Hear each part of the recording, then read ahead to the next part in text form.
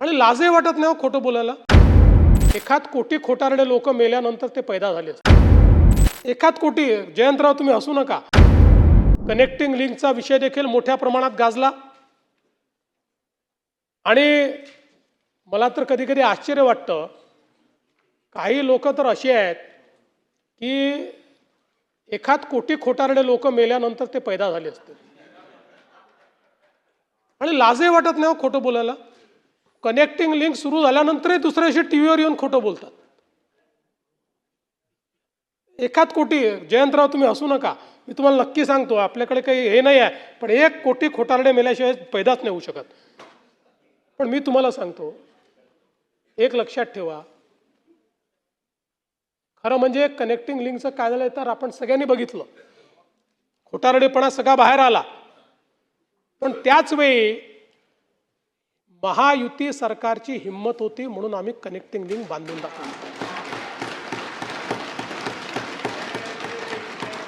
ज्यावेळी कोकण रेल्वे बांधायची वेळ आली, त्यावेळी असंच लोक म्हणायचे, ही रेल्वे चालू शकणार नाही, ही बांधू नका, इथे दरड कोसळते।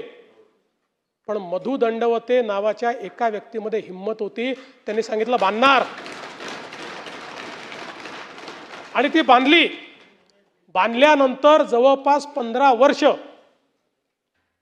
दरवर्षी दरड कोसळायची, पण त्या प्रत्येक वर्षी आपण शिकायचो आणि त्या ठिकाणी काही ना काही काम करायचो आणि ती दरड कोसळणं बंद करायचो।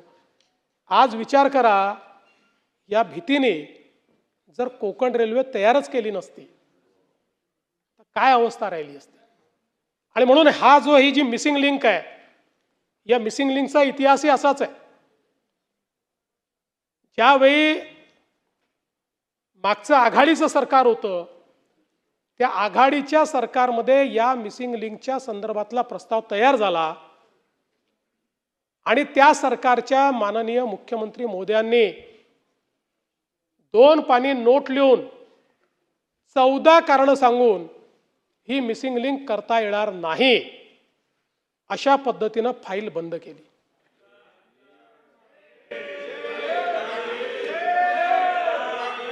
चौदा कारणं दिले, 14। पण लक्षात ठेवा, गिरते हैं शेरे सवार ही मैदाने जंग में, गिरते हैं शेरे सवार ही मैदाने जंग में, वो तिफल क्या गिरे जो घुटनों के बल चले।